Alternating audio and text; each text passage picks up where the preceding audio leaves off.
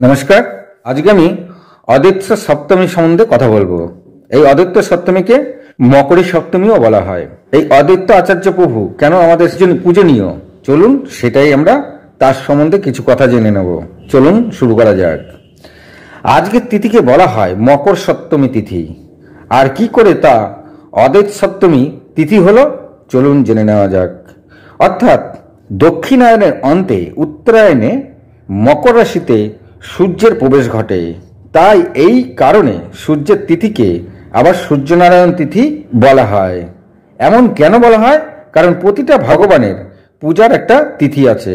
সেই অনুসারে দুর্গা মাতার নবরাত্রি, মহাদেবের শিবরাত্রি, গণেশের গণেশ চতুর্থী, তেমনি পঞ্চদেবতাদের মধ্যে একজন দেবতা হলেন সূর্য। তাই সূর্য পূজার জন্য আজ হলো মকরী সপ্তমী তিথি। তাই যেখানে যেখানে সূর্য মন্দির আছে সব জায়গায় আজ সূর্য পূজা করা হয়। তেমনি গৌড়ীয় সম্প্রদায়ে আজ অদ্বৈত সপ্তমী তিথিও পালন করা হয় বা তাকে পূজা করে থাকেন। কে এই অদ্বৈত প্রভু, চলুন জেনে নেওয়া যাক। আমরা আজকে অদ্বৈত প্রভুর সম্বন্ধে শুনবো। খুব মজাদার ব্যাপার, খুব ভালো লাগবে। খুব শর্টে আমি আপনাদের জন্য তৈরি করেছি, চলুন ভালো করে জেনে নিন। আজকের দিনে ভাস্কর প্রভু ও সীতানাথ প্রভুর আবির্ভাব ঘটেছিল। সেই কারণে গৌড়ীয় সম্প্রদায় সবাই আজ এই দিনটিকে অদ্বৈত সপ্তমী বলে মানেন। এই অদ্বৈত প্রভুর আজকের দিনে শান্তিপুরে জন্ম নিয়েছিলেন। শুরু করি। নমস্কার। শ্রীমদ্ ভগবদ গীতায় উল্লেখ আছে যে কলির শুরুতেই পৃথিবীতে এত অত্যাচার বেড়ে যায় যে মাতা ধরিত্রী দেবী ব্রহ্মার কাছে প্রার্থনা করতে থাকেন যে তার লোকে পাপের ভার অনেক বেড়ে গেছে, তা থেকে তিনি কি করে মুক্তি পাবেন। তখন ব্রহ্মা মহাদেবকে আহ্বান করেন। মহাদেব সেখানে আসলে তারা ক্ষীর সমুদ্রে মহাবিষ্ণুকে আহ্বান করতে থাকেন। তারপরে সেখানে মহাবিষ্ণু আসেন। মহাদেব বলেন যে পৃথিবীতে কলির শুরুতে এত পাপ বেড়ে গেছে যা ধরিত্রী দেবী সইতে পারছেন না, তবে কি আমি এখনই ধ্বংস করে দেব? তখন মহাবিষ্ণু বলেন, না, তা কি করে হয়? কলি যুগের আয়ু তো এখনো শেষ হয়নি, এখনই ধ্বংস করা ঠিক হবে না। তখন সেখানে গোলকধামের অনাদির আদি প্রভু শ্রীকৃষ্ণ এসে উপস্থিত হন। তিনি বলেন যে আমি উপায় বার করছি। কলিযুগে যেহেতু আয়ু এখনো রয়েছে, এখনই ধ্বংস করার কোনো দরকার নেই। অন্য উপায়ে এই পাপ থেকে পাপের ভার ধরিত্রী দেবীর কমাতে হবে। অন্য উপায়ে জীবের এই পাপের ভার আমি কমাবো। আর যেহেতু কলির আয়ু এখনো শেষ হয়নি, তাই কলির আয়ু শেষ হলেই তাকে ধ্বংস করা হবে। তারপরে তিনি বললেন, দেবাদিদেব মহাদেব ও মহাবিষ্ণুকে তিনি বললেন, আপনারা একসাথে মিলিত হয়ে পৃথিবীতে জন্ম নিয়ে আমাকে আহ্বান করতে থাকুন। আমি তখন এই গোলকধাম ছেড়ে ভূলোকে জন্ম নেব, আর তারপরে আমি সেখানে গিয়ে এই পাপী জীবদের উদ্ধার করব। গোবিন্দের কথা শুনে তারা আনন্দিত হয়ে সদাশিব ও মহাবিষ্ণু দুজনে একসঙ্গে মিলিত হয়ে গেলেন। যার অর্ধেক হলেন হরি আর অর্ধেক হলেন হর, যা হরিহর মূর্তি নাম হয়, যে মূর্তির নাম হয় হরিহর। তারপরে তারা দুজনে কুবের মিশ্র নামে এক ব্রাহ্মণ এবং তার স্ত্রী নামা দেবীর গর্ভে এসে উপস্থিত হলেন। তারা তার গর্ভ থেকেই আজকের দিনে মকরী সপ্তমীতে জন্ম নিলেন। আজকের দিনকে মকরী সপ্তমী বলা হয় বা অদ্বৈত সপ্তমীও বলা হয়। আমি অদ্বৈত সপ্তমীর কথাই বলছি, কারণ আমি তার সম্বন্ধে কথা বলবো। আর মকরী সপ্তমী হচ্ছে সূর্য পূজার দিন। তা হরিহর নাভা দেবীর গর্ভে উপস্থিত হলেন এবং তারা আজকের দিনেই মকরী সপ্তমীতে জন্ম নিলেন, যা আজ থেকে 600 বছর আগের কথা। তিনি মহাপ্রভুর থেকে আরো বড় প্রভু ছিলেন। আর মহাপ্রভুর জন্মেরও আগে এই অদ্বৈত প্রভুর আবির্ভাব ঘটেছিল। যাই হোক, হরিহর জন্ম নেওয়ার পর তার রূপ ছিল কামদেবের মতো, আর তার চোখ দুটো ছিল খুবই সুন্দর কমল পদ্মের মতন। তাই তার নাম দিলেন কমলাক্ষী। কিন্তু তার নাম অদ্বৈত হলো কি করে, সেটাই আজকে আমরা জানবো। কুবের মিশ্র ছিল রাজা দিব্যসিংহের সভাপণ্ডিত।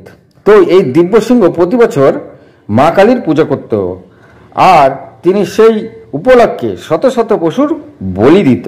ধীরে ধীরে হরিহর বড় হতে থাকলেন। রাজা কুবেরকে ডেকে বললেন, তোমার পুত্র তো বড় হয়েছে, তাকে এখানে মা কালীর প্রসাদ পেতে তাকে এখানে নিয়ে এসো। তো কুবের মিশ্র তাই করলেন।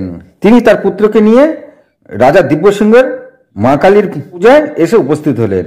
সেখানে এসে কমলাক্ষী দেখলেন অনেক পশু হত্যা করা হয়েছে। তিনি তখন এসব দেখে মনে মনে দুঃখ পেলেন, কিন্তু কিছু বললেন না। ছোট্ট শিশু তিনি। যাই হোক, সবাই মা কালীকে প্রণাম করলেন, কিন্তু হরিহর করলেন না। এটা আবার রাজা দিব্যসিংহ খেয়াল করছিলেন। তিনি তখন বললেন কুবেরকে যে সবাই মাকে প্রণাম করছেন, তোমার পুত্র তো প্রণাম করছে না। তখন পিতা কমলাক্ষীকে জিজ্ঞাসা করতে তিনি বললেন, কালীমাতা আমার প্রণাম গ্রহণ করবে না। কেন গ্রহণ করবে না বলতে, কালীমাতা আমার প্রণাম গ্রহণ করবে না। আর তখন রাজা মানে জিজ্ঞাসা হলো কেন গ্রহণ করবে না, সেইটা বলতে তিনি তখন বললেন, কারণ আছে, তোমার মাতা আমার প্রণাম নেবে না। এতে রাজা একটু রেগে যান। তখন তিনি বলেন, তুমি কে যে তোমার প্রণাম মাতা নেবে না? আমি বলছি তুমি প্রণাম করো। আর রাজা যখন আদেশ করেছেন, অগত্যা বালক শিশু হরিহর মাকে প্রণাম করলেন।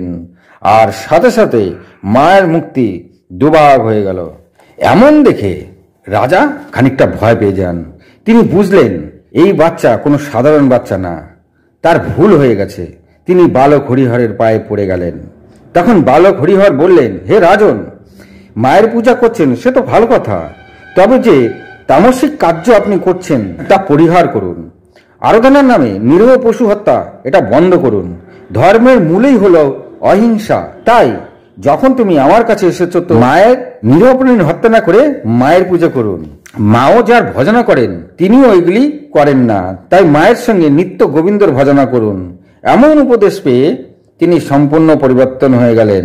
রাজা দিব্যসিংহ এক বালক শিশু কমলাক্ষী তার থেকে জ্ঞান নিয়ে পরবর্তীকালে এই দিব্যসিংহ রাজা ভক্তে পরিণত হন।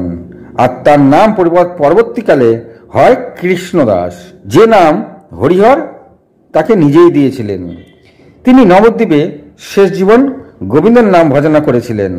তারপর কবির মিশ্র ও তার পুত্রকে ফুল্লবাটিতে নিয়ে এসে লেখাপড়া শেখান, যার বর্তমান নাম ফুলিয়া। অল্প দিনের মধ্যেই হরিহর পণ্ডিত হয়ে গেলেন। সে সময় সেখানে পণ্ডিতদের অনেক বড় তর্কসভা হতো। সেখানে বালক কমলাক্ষী একবার সেই সভায় এসে একাই সমস্ত পণ্ডিতদের হারিয়ে দেন। তাই তখন সমস্ত পণ্ডিত মিলে তার নাম দেন অদ্বৈত আচার্য। এইবার বোঝা গেল আসলে তার নাম কমলাক্ষী আসল নাম, কিন্তু তিনি পরিচিত অদ্বৈত আচার্য নামে। এমন নাম দিলেন কেন?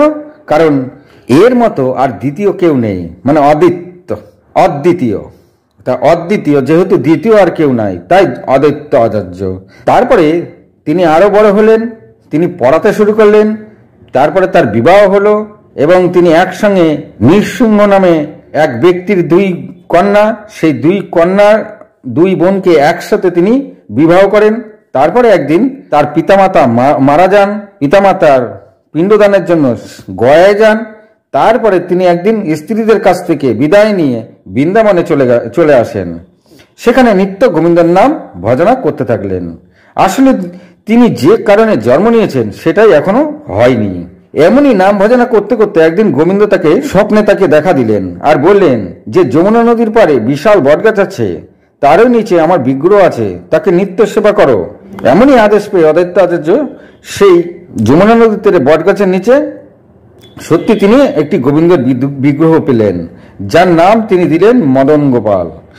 আর এই বটগাছের বর্তমান নাম অদ্বৈত বট। আর সেখানেই তিনি তার মদন গোপালের সেবা শুরু করে দিলেন। এমনই চলতে চলতে একদিন মদন গোপাল অদ্বৈত প্রভুকে দৈববাণী দেন, যে কারণে তুমি এখানে এসেছো, এখন সময় হয়েছে যে কাজের জন্য তোমার জন্ম হয়েছে সেই কাজ করার, তাই তুমি এখনই শান্তিপুরে ফিরে গিয়ে সেই কাজ করো। তখন অদ্বৈত মহারাজ বলেন, কেমন করে সে কার্য করব? তখন মদন গোপাল বলেন যে কার্য করার আগে গুরু বানাও, সেই গুরুর আদেশে তুমি কার্য করো। আর এইখানে তোমার গুরু নাই, তোমার গুরু শান্তিপুরে আছে। সেই অনুসারে অদ্বৈত আচার্য শান্তিপুরে চলে আসেন। কিন্তু মদন গোপালের সেবার কি হলো? সেখানে অদ্বৈত আচার্য তার দুই শিষ্যের কাছে মদন গোপালের সেবার জন্য তাদের কাছে ভার দিয়ে আসেন। সেখান থেকে পরবর্তীকালে সনাতনী গোস্বামী নামে ওই মদন গোপালকে নিয়ে আসেন আবার শান্তিপুরে। আর তিনি তার নাম দেন মদন মোহন। আর এদিকে অদ্বৈত আচার্য শান্তিপুরে এসে মাধবেন্দ্রপুরী নামে এক বিদ্যমানকে পেয়ে যান আর তাকে তিনি গুরু বানিয়ে নেন। তখন মাধবেন্দ্রপুরী তাকে বলেন যে তোমার একটি কাজ আছে, তুমি যে সেবা করছো সেই সেবাটা ঠিক হচ্ছে না, তুমি শুধু মদন গোপালের সেবা করছো কেন? অদ্বৈত আচার্য তখন বলেন আমার কাছে তো খালি মদন গোপালই আছে, আমি ধোকা কই পাবো? তখন মাধবেন্দ্র পুরী নিজে হাতে রাধারানীর ছবি এঁকে মদন মোহনের পাশে বসিয়ে দেন। তারপরে বলেন, এই দুজনকে একসাথে সেবা করো, এটাই তোমার কাজ। আর তোমার ডাকে এই দুজন একসাথে মিলিত হয়ে পৃথিবীতে আসবেন। তাহলে মাধবেন্দ্র পুরী কি করলেন? অদ্বৈত আচার্যকে নিজে হাতে একটি রাধারানীর ছবি এঁকে তার মদন গোপালের পাশে বসিয়ে দিলেন আর বললেন যে এই দুজনকে একসঙ্গে সেবা করো, এরা দুজন একসাথে মিলিত হয়ে তোমার ডাকে তারা ধরণীতে উপস্থিত হবেন, মানে আসবেন। এইভাবেই অদ্বৈত আচার্য মদন গোপাল ও রাধারানীর সেবা করতে শুরু করলেন। আর ধীরে ধীরে তার নাম ডাক চারিদিকে প্রচার হতে থাকলো। তখন মাঝে মাঝে নানা বৈষ্ণবরা এসে তার কাছে নানা দুঃখ প্রকাশ করতে থাকলেন। কেউ কেউ বলেন, দেখুন এই জগতের কি অবস্থা, চারিদিকে অশান্তি বিশৃঙ্খলা। আবার কেউ বলেন একেতেই বিধর্মীদের শাসন, তারপরে সনাতনীদের ওপরে নানা প্রকারের অত্যাচার, আর তারা নিত্য দেবালয় ভঙ্গ করছে, মারছে, পিটছে, ধর্মান্তরণ করছে, মুক্তি ভেঙে দিচ্ছে, যবনের অত্যাচার চরমে উঠেছে। আবার অন্যদিকে কিছু বৈষ্ণবরা আবার তার কাছে দুঃখ প্রকাশ করলেন। তারা বললেন যে কিছু কিছু ব্রাহ্মণেরা সত্যান্বেষী, তারা তাদের উপাসনা বাদ দিয়ে নানা প্রকারের পূজা করে আর তাকে ধর্ম বানিয়ে উপার্জন করছেন। কোথাও শ্রীকৃষ্ণের নাম নাই, ভজন নাই, শুধু তারা বোঝাচ্ছেন মা মনসা, মঙ্গলচণ্ডী ইত্যাদি ইত্যাদি এসব পূজা করাই ধর্ম। আর সেই অনুসারে সাধারণ লোকেরা তাদের ঘরে ঘরে এই পূজা করছেন মঙ্গলের আশায়। গোবিন্দের নাম ভজন নাই, আর নানা রকম পূজা করে তারা হইচই করছেন, নাচ গান করছেন, যা খুশি তাই করছেন। এগুলিতে জগৎ আরো নষ্ট হচ্ছে। আর আমাদের মতন বৈষ্ণবদের দেখলে তারা ঠাট্টা তামাশা করছে, হাসাহাসি করছে। যখন এভাবে দুঃখ করলেন তখন অদ্বৈত আচার্য ভীষণ রেগে গেলেন। দিন দিন তার একে একে সবার দুঃখ শুনতে শুনতে একদিন তিনি রেগে গেলেন। আর তিনি বললেন, আমি এসব ঠিক করব। তারপরে তিনি প্রতিজ্ঞা করলেন, আমি গোবিন্দকে নামিয়ে আনবো গোলকধাম থেকে, লোকে তবে বুঝবে ভগবান আসলে কি। আর যদি না পারি তবে আমি নিজেই জগৎকে সংহার করে দেব। এমনই প্রতিজ্ঞার জন্য তার নাম হয়ে গেলেন অদ্বৈত। কারণ এমন প্রতিজ্ঞা এর আগে কখনো কেউ করে নাই। অনেকে প্রতিজ্ঞা করেছে যে আমি যদি ভগবানের দর্শন না পাই তবে আমি আমার জীবন দিয়ে দেবো, এরকম প্রতিজ্ঞা অনেকে দেখা গেছে। কিন্তু এই টাইপের প্রতিজ্ঞা কখনো কেউ করে নাই। অদ্বৈত আচার্য যে প্রতিজ্ঞা করেছিলেন যে আমি গোবিন্দকে ধরণীতে নামিয়ে নিয়ে আসবো, এই টাইপের প্রতিজ্ঞা কেউ করেনি বলেও তার নাম হয়ে গেলেন অদ্বৈত। মানে আর দ্বিতীয় এরকম কোনো প্রতিজ্ঞা কখনো হয় নাই। যাই হোক, তারপর তিনি শান্তিপুরে গঙ্গা নদীর তীরে নিত্য ধ্যান শুরু করলেন আর গোবিন্দকে তিনি ডাকতে থাকলেন এক মনে। তিনি জানতেন গঙ্গার জলে তুলসী প্রদান করে ভগবানকে আহ্বান করলে গোবিন্দ সাড়া দেন। তিনিও তাই করলেন, নিত্য এভাবে ডাকতে থাকলেন আর নিত্য তিনি তুলসী গঙ্গার জলে দান করতে থাকলেন। এখনো কিছু কথা বাকি রয়ে গেছে সনাতনী ভাই বোনেরা। আমি সম্পূর্ণ কথা দিতে গেলে ভিডিও অনেক বড় হয়ে যাবে, এত বড় ভিডিও কেউ দেখবে না। এখনো বেশ কিছু কথা রয়ে গেছে যেগুলো আমি কিছু বাদ দিয়ে মোটামুটি আপনাদেরকে একটা ভালো জায়গা মতন বুঝে ভিডিওটা বানিয়ে দিলাম। না হলে ভিডিও বড় হয়ে যাচ্ছে, তাই আমি এখানে আর দুটো কথা বলে শেষ করব। এইভাবে ডাকতে ডাকতে 12 বছর পেরিয়ে গেল। তারপরে একদিন এলো, সেদিন মহাপ্রভুর জন্ম হলো। যখন মহাপ্রভুর জন্ম হলো তখন অদ্বৈত আচার্যের বয়স মাত্র 52 বছর, অর্থাৎ তিনি 40 বছর পর থেকে গোবিন্দকে ডাকতে শুরু করেছিলেন। আর 52 বছর বয়সকালে মহাপ্রভু যুগল রূপে জন্মিয়েছিলেন। আর মহাপ্রভুই হলো গোবিন্দ আর রাধারানীর যুগল রূপ। তিনি এই জগৎ আসলেন এই পাপী জীবকে উদ্ধার করতে। তারপর তিনি দিকে দিকে কৃষ্ণ নাম ছড়িয়ে দিতে থাকলেন। কারণ জীবনে যত পাপই থাক, যদি সে কৃষ্ণর নাম ভজনা করে তবে সে উদ্ধার হয়ে যাবে। এইভাবে কমলাক্ষী হরিহর অদ্বৈত আচার্য হলেন আর তিনি গোবিন্দকে ডেকে ধরাধামে নামিয়ে আনলেন। সেজন্য আজকের দিনই হলো সেই অদ্বৈত আচার্যের জন্মদিন বা মকরী সপ্তমী বা অদ্বৈত সপ্তমী নামে পরিচিত। তাই একে অদ্বৈত সপ্তমী বলা হয়। ভালো থাকুন, সুস্থ থাকুন, নমস্কার।